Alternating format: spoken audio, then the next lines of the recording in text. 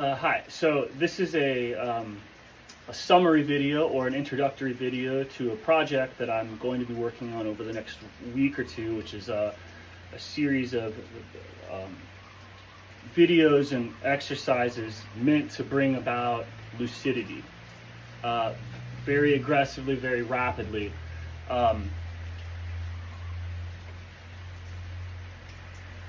And so with this lucidity, you should start to be able to see the correct way to do anything, the correct way to be religious, the correct way to exercise, the correct way to do science. And you should be able to critique yourself and others when they're doing those things and see, oh, are they doing those things the correct way? Right? To do this, I'm going to try and make you feel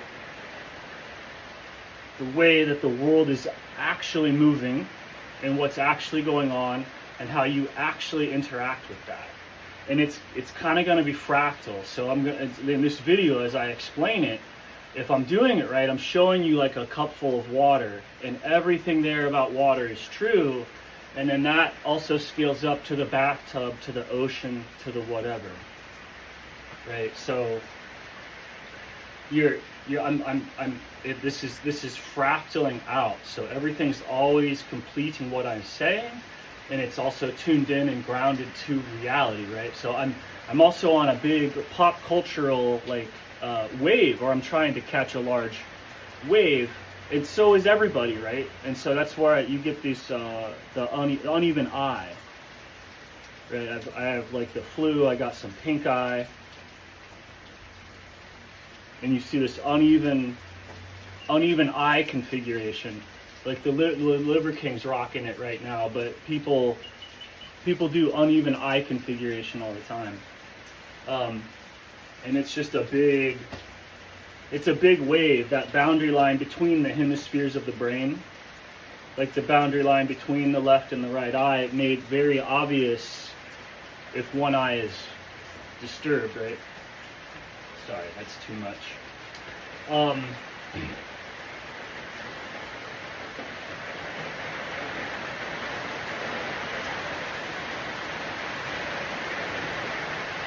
And so it's hard to do it once, but basically the intellectual understanding. The first thing that I'm going to point out is that when anybody's showing or doing anything, look at them and see, are they that good at everything? Are they that good at everything? Everything. It should be the same. They should be about the same good at everything that they're doing. And if not, what they're offering isn't the big fractal, it's just the thing. If it was the thing, you can be doing the thing in this specific activity and still be giving out fractal truth. So what I'm saying is, as I talk right now, this should enhance your exercise. This should enhance your thinking. This should enhance your whatever. And if you look at me, if you look at my life, if you look at my talent, if you look at my athletic ability, if you look at my professional ability, if you look at my thinking ability, it's all the same. I'm the most generalist possible. And so that's what the truth is as well. I'm not saying I am the truth, but because I'm floating in it, because I am floating in it like everybody else, then the most general truth possible is expressing itself. And so just for discernment's sake, you have to look at somebody, and if you see them and they are a specialist, if they're enlightened but not athletic, if they're athletic but unenlightened, if they're capable of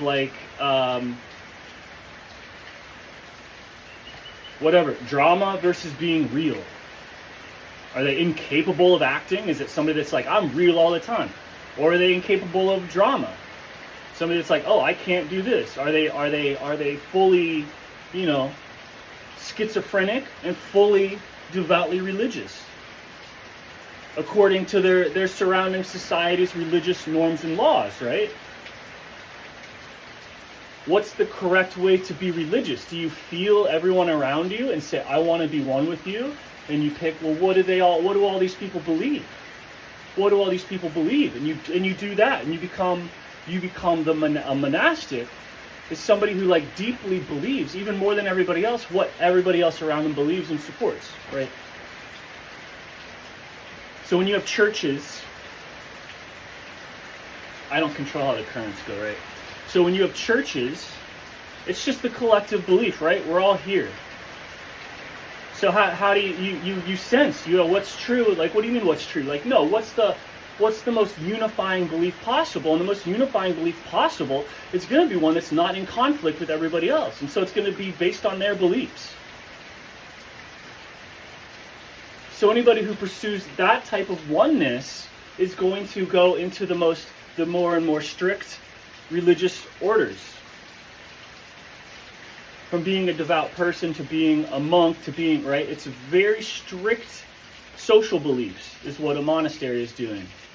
A monastery is a strict collectively held beliefs. The monastery is only there in the way it is because it shares the deepest core beliefs of the surrounding community that supports the monastery.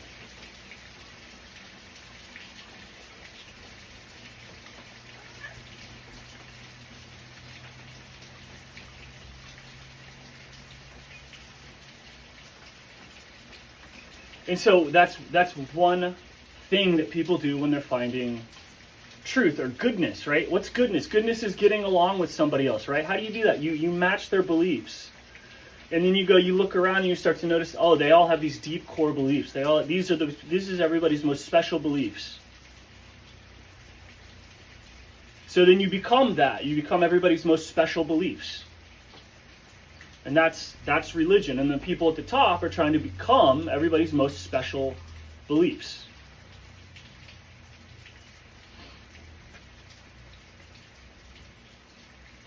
Because how else would you be one with everything if you weren't one with, like, how are you going to be one with everything if you have contradictory beliefs to everyone around you?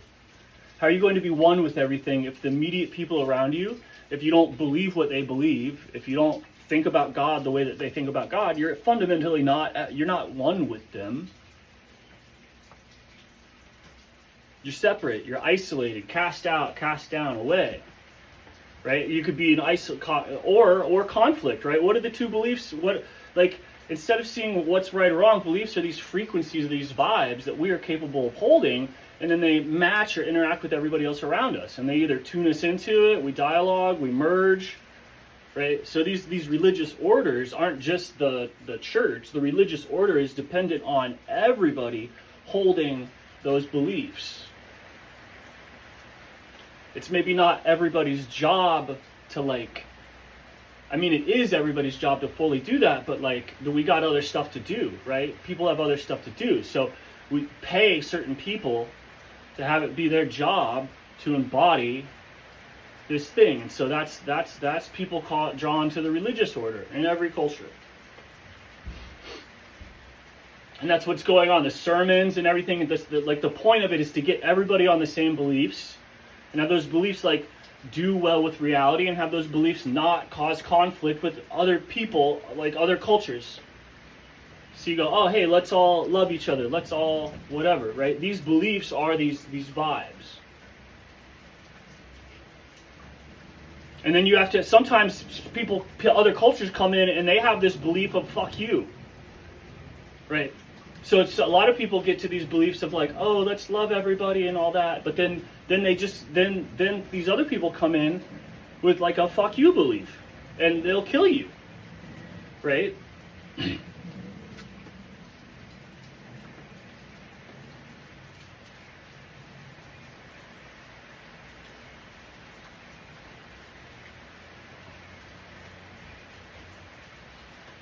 And just everything is around you, it'll kind of eat you. So you have this increased love for your in-group, for your religious order, and that causes, a defense or a boundary or a shell.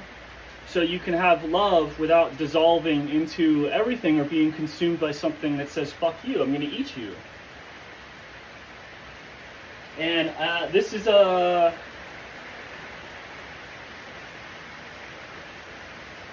this is a conflict because you want to be one with everything, right? That's why you became a religious person to begin with. That's why you adopted the beliefs of everybody around you. That's why you adopted the deepest, most true beliefs of everybody around you, and became like an advocate or a proponent of them, or like a billboard, or became somebody who would reflect or embody or like emit those beliefs or those truths because everybody likes that, right?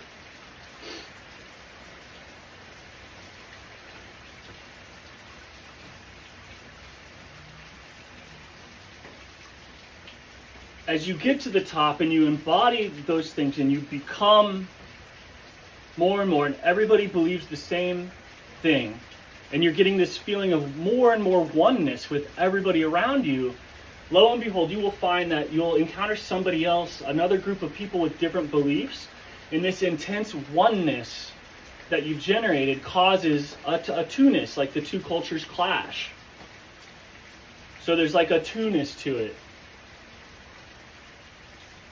These beliefs actually prevent you from merging with those beliefs.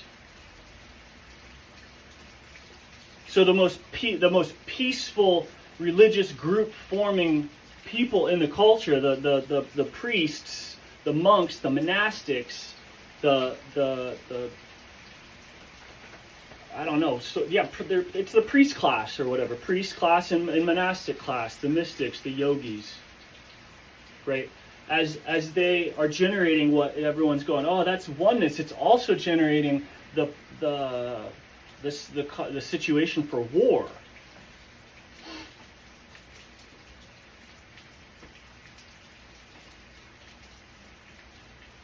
Through love for the self, what turned out to be the self, like adopting everybody's beliefs, just reinforces the self, and then you're in a larger bubble of isolation, right? And the other way people are religious or studies to go, I'm going to believe the truth. I'm going to try and merge with reality. I want to try and become one with reality. The mystic, the schizophrenic, the shaman would be the prophet. They're sensing truth, but not through the social order. Right? The social order ultimately accumulating in the church or in the monastic or in the temple. The mystic is not sensing that for truth, but sensing reality directly.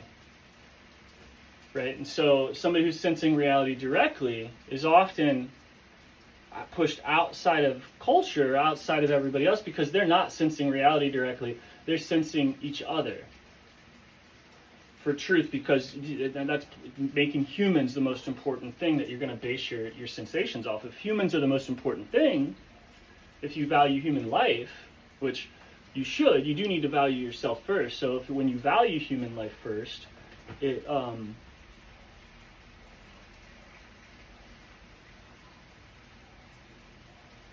makes it so that your truth sensing apparition, if you value your own life first, then your truth sensing apparatus becomes calibrated to other people.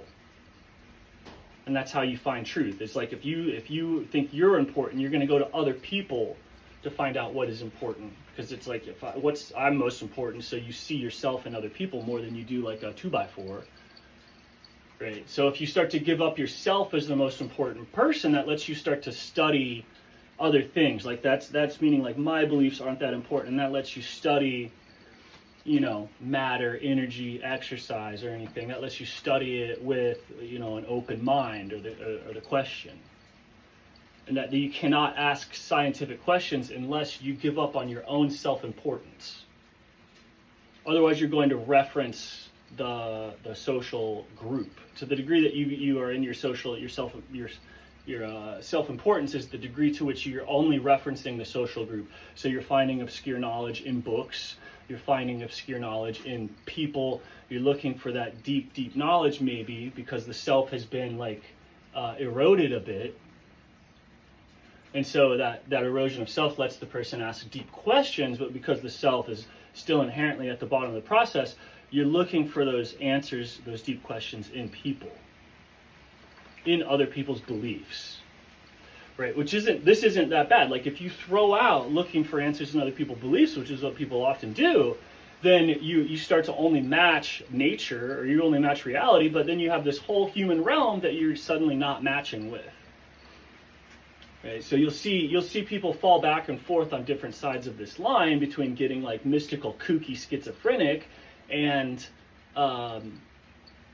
based fascist like sorcerers in the NPC army, like the group, the cohesion, everybody cheering at the football game, patriotism, race war, like all that stuff on the other side is you'll see people kind of pop up too much, or you see people, there are no boundaries, there are no lines, like there are no whatever. And so this is not, either one of these is not reality, right? But it kind of has to be both, and there's a surface right there between the two, right? Anything that you can comprehend, there's a surface between it. So this situation is fractal, so it's the yin yang, it's positive and negative. It's one thing, the other thing, and then the boundary between the two, and there is some kind of charge differential between the two, and then they're held apart. Like two mediums or two surfaces on each other. Like imagine two different densities of water, and it'll form a surface between the two, and some sort of draw that they have towards each other is resisted by the surface. Like this water wants to be at this temperature, and this water wants to be at this temperature, and the heat doesn't go through, a surface forms. That happens at the bottom of the ocean and all that. You can see it in oil and water, right? Or whatever. There's electrical activity, there's electrical pressure in the oil that maybe wants to blend in with all the electricity of the water, but there's some sort of surface between the two, and they don't dialogue. So you can have air water surfaces, oil water surfaces, and then you can even have water surfaces where one thing of water has like a difference in salinity. And you can still get a visible surface where you have like the salt water will be heavier, and instead of the salt diffusing, right, there's nothing to stop salt from diffusing. Instead of diffusing, it forms a boundary layer. And then the concentration gradient keeps itself. And then that concentration gradient powers kind of like energy. It's a capacitor. So this is happening at all levels, at all scales. And the way that it's happening, if you see anything, like if you see matter, if you see anything else, you're looking at a surface disturbance in the electromagnetic field or in the ether. You're looking at a disturbance, and so the only way that you can have a wave is to have a surface. And the only way you can have a surface is to have two different electrical gradients in a medium that would like normally kind of blend together. It would want to diffuse. Right, so imagine just if a bunch of salt here, no salt here, and electrically the salt wants to connect and to diffuse in. That's what would happen. You just stir it, and then everything will become the same level of salinity. But instead of that happening, a boundary layer in the water forms between one polarity of like high salt and the other polarity of no salt. And so the water wants to go down into the salt, and the salt wants to come back up into the water, so that everything evens out and you get just equal salinity everywhere. But instead, you get these boundary layers, and so those drive hurricanes, lightning bolts, volcanoes, which are these eruptions through the surface where this electrical energy is discharged. And I would say the water is the awareness that naturally forms these boundary layers between charge to take advantage of the energy that it causes. It makes the surface get more and more complex.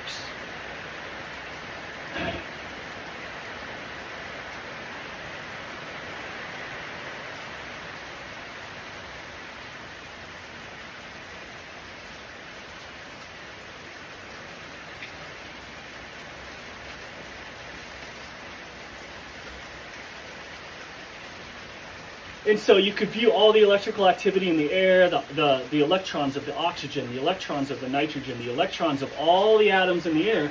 That's all electromagnetic field. It's all electrical activity. It wants to blend or merge with the electrical activity in the water, which is much denser. So the electrical activity would like to balance between the air and the water, but it doesn't because a surface layer forms.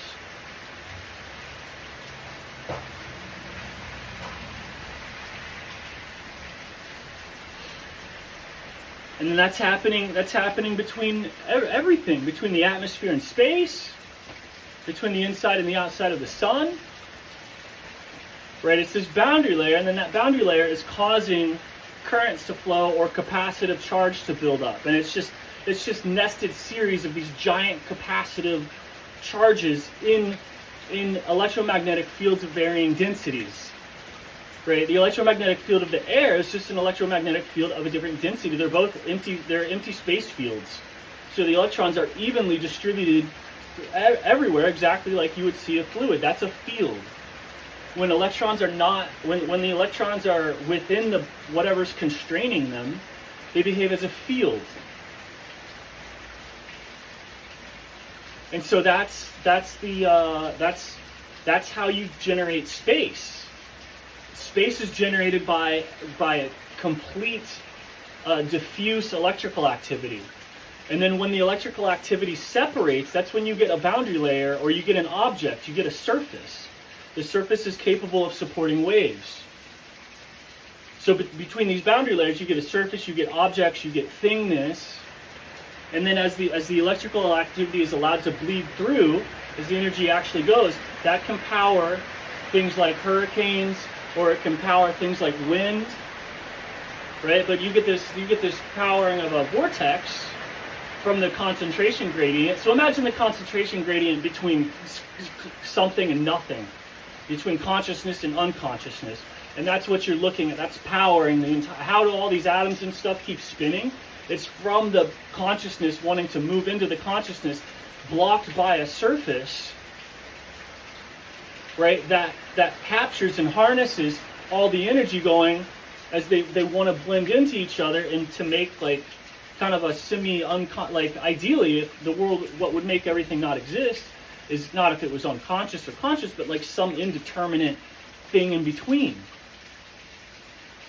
right? Some sort of just mixture. Or to block it so that there's no energy flow whatsoever between the two. Then the world stops. Like if you block the flow. Or if you try and just like mix it so much, the world also stops because the charge gradient goes away. And as the charge gradient goes away, as the difference between positive and negative goes away, that's the energy making the surface, holding them apart. Right? The energy creating the surface between two charge differentials, that's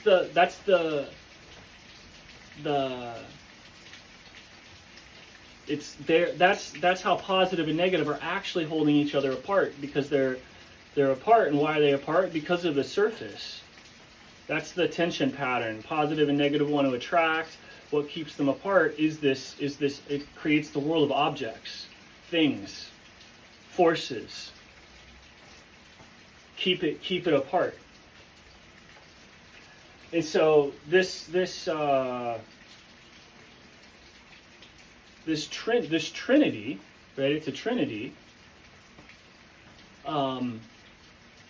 Springs up everywhere, and so you have between anything is like this middle line where you can surf, this middle way.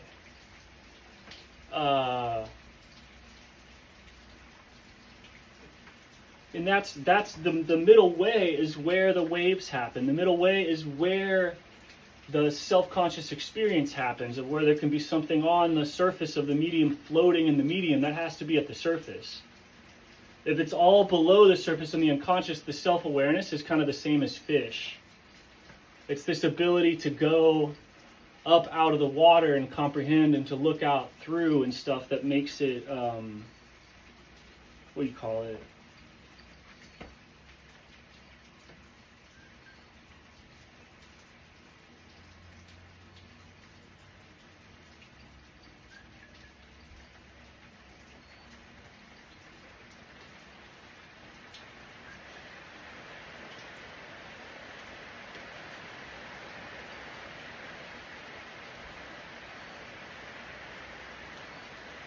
And so that's what's happening around the cells of the body. You know, it's a negative, positive charge. That's what's happening between the boundary between the lungs and the air. You know, big charge differential.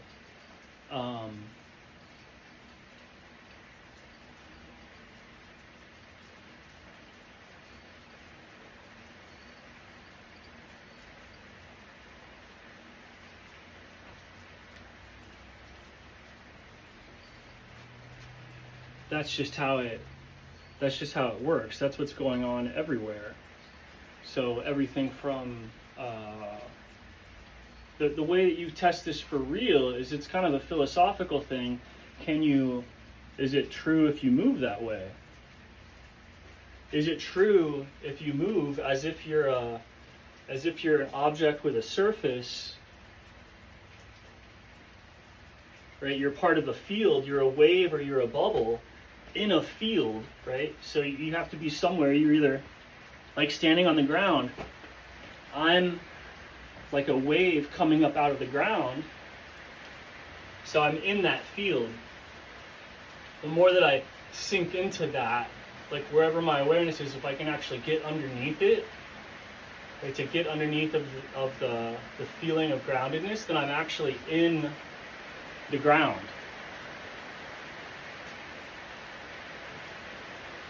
Right, and so that's a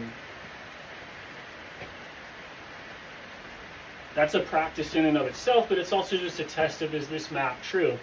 And then what else can you be? You could also be floating.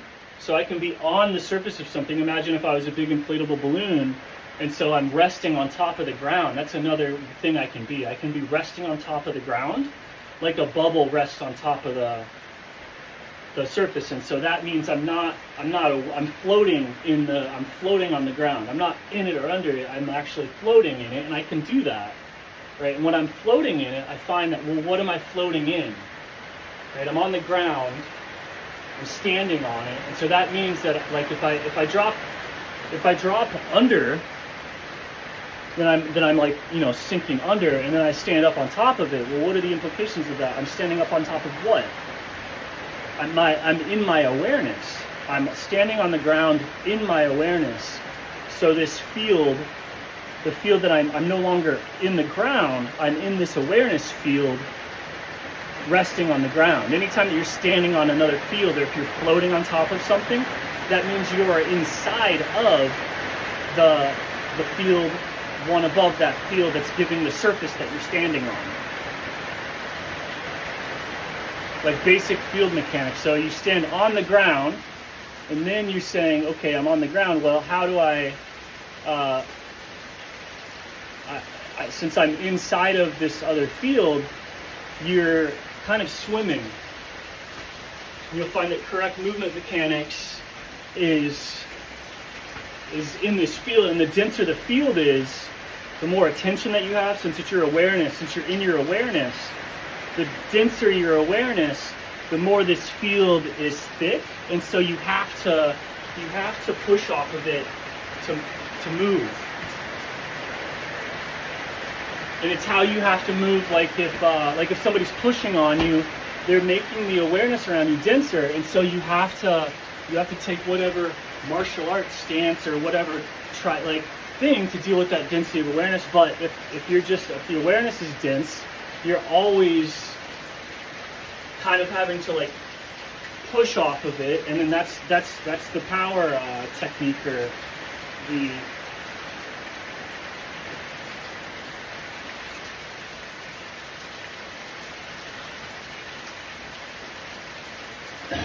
right. So if you sink, you go, okay, I'm going to ground, I'm going to go under. Then all of a sudden you're kind of at the top. So if you come up out of the thing, you're at the bottom of the ocean of awareness. But if you sink down, which is kind of a humbling, you're at the top of a denser awareness, an awareness that is denser than anything you could do with your focus. So to be up and out of the experience, you can cause your focus to become denser and denser and denser, and make this area, this air, denser and denser and denser, and that'll start to float you. You can make it so dense that you can have abilities. You can float. You can you can do whatever through the power of focus, because the power of focus is what gives this ability. So most people just start pursuing athletic ability or charisma, like as the social currents around you get thicker. Most people start to pursue these things.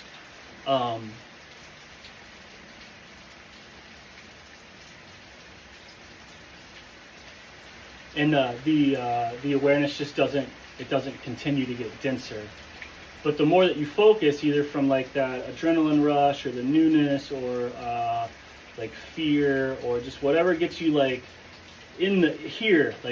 For most people it's like terror, but it could be extreme joy, whatever. It's those intensity things that gets you here with full attention. That makes your consciousness denser and thicker so that more things are possible. You can sense more things mentally or whatever. And so that whole thing is going on, but then you can also humble yourself and fall away from that direction. You fall basically, it's right here, it's the ground. And so if you go under the ground and you stay there, it's denser than anything you could ever manifest. And you're floating at the top instead of being at the bottom. Like no matter what, you're at the bottom. And I guess you could make this so dense or breathe in so much that you float up to the top. But it's, what's at the top. It could be like, that's like, who knows what's, like, you're right here, you have the top right there through non-effort. Like that's the default state. Who the person really is would be through the relaxation, not through the generation. I would say the middle path here is doing both because they're both super cool. But sinking down in, it's denser than anything you could ever mentally conjure.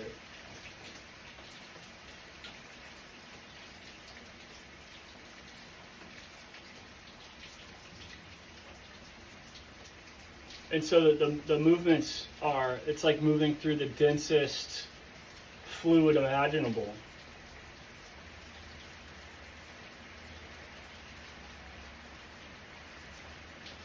Like imagine you are in a frozen solution,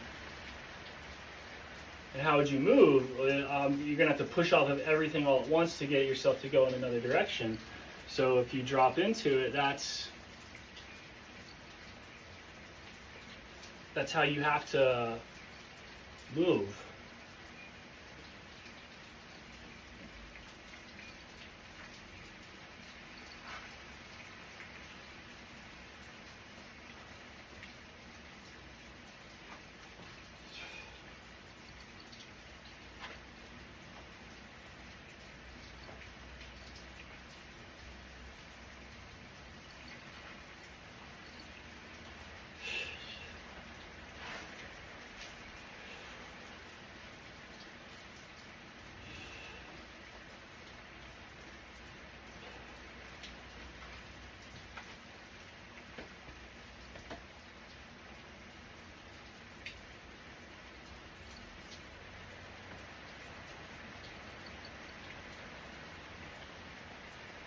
So yeah, one side's denser than the other. And this is just how water behaves. This is happening at the surface of water is a field. This is happening at the surfaces of all fields. So all objects are fields.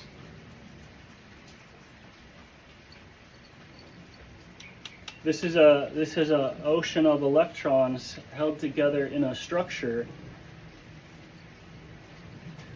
and it makes a boundary layer similar to the boundary layer between like a thermocline or a saline cline or whatever. The same way that water forms boundaries with each other when it's radically different, plasma does it, like all electron clouds and electron orbitals do it. And then coming from like these fields, these different fields, seems to be the voice of God or the logos or the platonic realm or solids.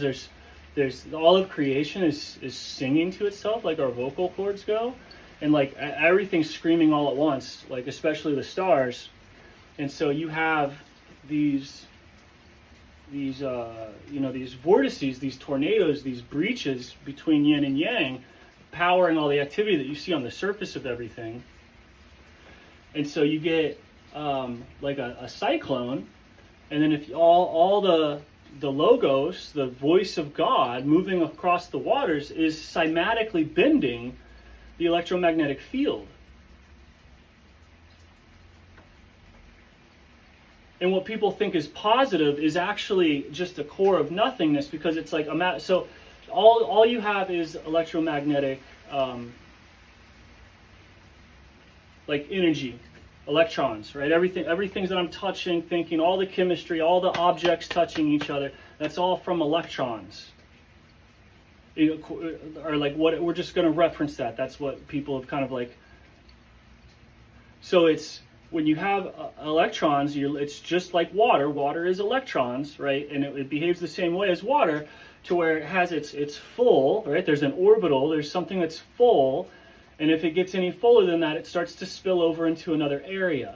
So around every atom and stuff, you have this thing that's different orbital shells. And as you add electrons, it opens up different orbital shells. That's just like pouring water into something and filling up different cups, right? And so the water in this case is basically, if you have an object, not a force, what's happened is between positive and negative, a vortex has formed. And when a vortex forms, you get a core of nothingness, air basically, air down in the middle of something, and then surrounded by like etheric activity, the negative, the electrons. The electrons would be the ocean, right? But there's really no positive. There's no positive like protons. It's not what's going on. It's there's the ocean, and the ocean wants to be at this height, right? And so if there's a wave, what happens when you have a wave is when you have here, you have a bunch of electrons, you have a bunch of electrical, you have a bunch of ether up high, and so it's attracted down towards the surface. It wants to collapse down. Any sort of water that's above surface level wants to fall down, and so we'll call that a positive charge. Is when the ether is above the water level, it creates a thing where that stuff is attracted to all the negative stuff, which we'll call below water level. The water level would be all the electrons or the electronegativity of the ether. So then when there's a wave and it's pressed down, if the water's pressed away, that creates a bunch of electricity down here that wants to go up. So we'll call that negative. And positive and negative appear to be attracted to each other, right? Or so you have this ocean, right? It's capable of waving and creating this phenomenon that looks like positive and negative, or these two things that are kind of attracted to each other. If that vortex forms, if a tornado forms, imagine a vortex into water. What happens is you have air way down here. So you have a really big dip down, and so there's this strange. It looks weird. Or if you have a water spout, you have it coming up. You have a lot of water getting sucked way up high, right? So these two phenomenon make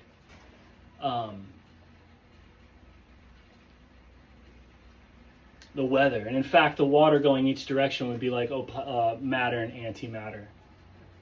So matter and antimatter would be a water spout, and then matter would be like a vortex. And the one has air drawn down low, and the other one has water drawn up high. And so they annihilate each other. But areas are prone to only having downspout. The energy is going that way for the most part, and you'll find that upspouts are going to be rare or under different circumstances. And that's going to be happening on the surface of every field. Like the surface of every field can have, since all fields behave like water, all field phenomena behave like water, at the surface of every field is the same phenomena that you see possible happening at the surface of water. So you at every possible conception of any sort of field, you're looking at potential cyclone activity, toroidal stuff. If it's multi-dimensional, then you're going to be getting three-dimensional cyclones and stuff like that. Very absurd, but what you're looking at primarily is just everything that's water capable of doing. So you get oscillations, like if you drop a water droplet, you get this oscillation pattern, you get currents. If you take air down, you get a bubble. If you take water up, you get a ball. So that all of these things are possible of happening at every single surface. So that's happening at all the different surfaces of water. And then conversely, so when you have that object and you have that tornado, a cyclone, that's an object in the field. The field is folded in on itself so much that even though it's all just field, where would you be pointing to it? It's turned into a tornado. It's right there, the air, that's a tornado right there. What? The air. It's not the dirt. The dirt is in the tornado. It's picked up by the tornado. The actual tornado is the air doing that thing, and it's doing it right there, not here necessarily. So a field, which is the very definition of field, is that it's everywhere, undifferentiated, differentiates in things like vortexes and in things like waves on the surface. And the vortex and the wave on the surface, both of those require two fields of different densities with a surface or a boundary layer or a separation between the two. So when that vortex is happening in the ether at that electromagnetic level, the voice of God coming from the heavenly ether or whatever is cymatically vibrating the vortex ether. It's vibrating it with a pattern. So if you've ever seen people play a speaker onto like a Caldini plate or whatever it's called, and the different tones make the sand look different shapes, or if you play certain tones onto the surface of water, different wave patterns emerge in the water. So the tones, the voice of God, the Platonic realm, the heavenly spheres, the singing spheres, is playing these tones at the frequency of these ether vortexes, and then that's what creates the difference between like a hydrogen, an oxygen, a carbon. It's the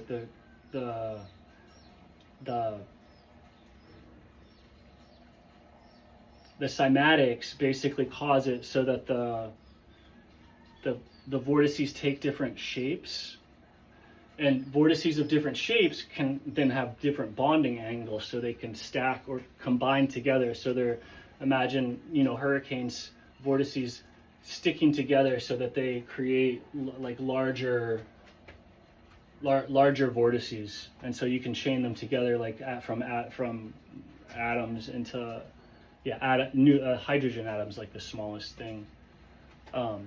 And then that stacks up into all the chemistry that you see, and then those are churning, and then as all that ether churns, it spools up bigger and bigger stuff, and then that movement, that churning, is always under the cymatic pressure of the archetypes or whatever that's kind of bending it into that shape. So you can see it as like, imagine a big vortex and just playing that speaker really loud, and you can imagine that vortex kind of like taking a wavy pattern.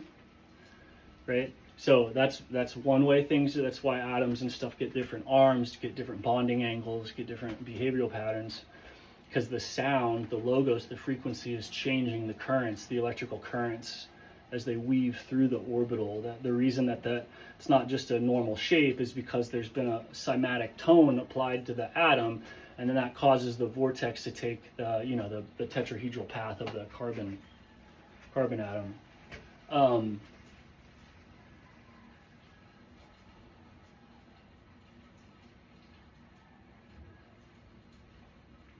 So the other thing is, like, you can get these long, if there's a lot of atmosphere, if the surface becomes very big, if the space between positive and negative becomes very big, you can start to get those cyclones, those water spouts, those dirt devils, and or a very deep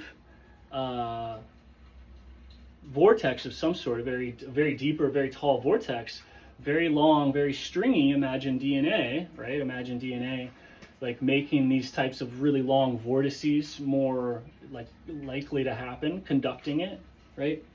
And then since that vortice is happening, the cymatic tones can apply to it, right? You can have all the cymatic tones in the world, but the only thing that can respond to a cymatic tone, the only thing that can respond to the logos, is the surface, is where there's air and water meeting, is where there's one medium meeting with the other medium.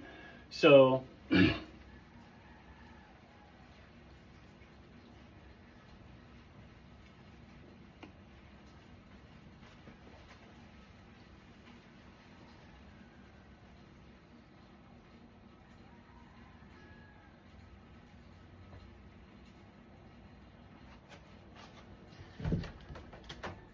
and so wherever it's meeting, that's where you can get influence or expression of those cymatic tones.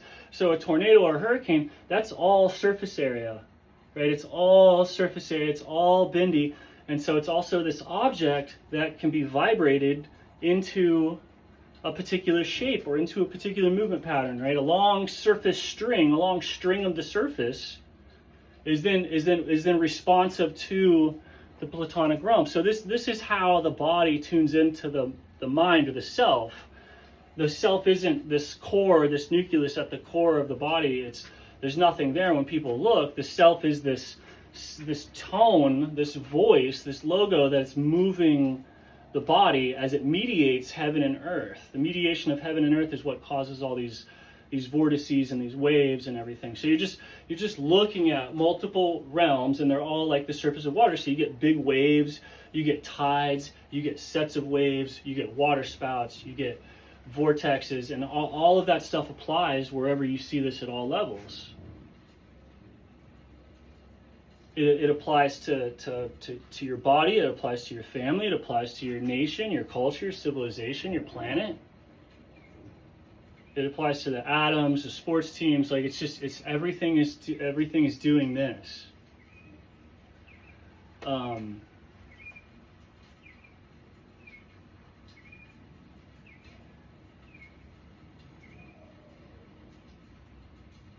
And so when you get that, it's everywhere. It's everything. It's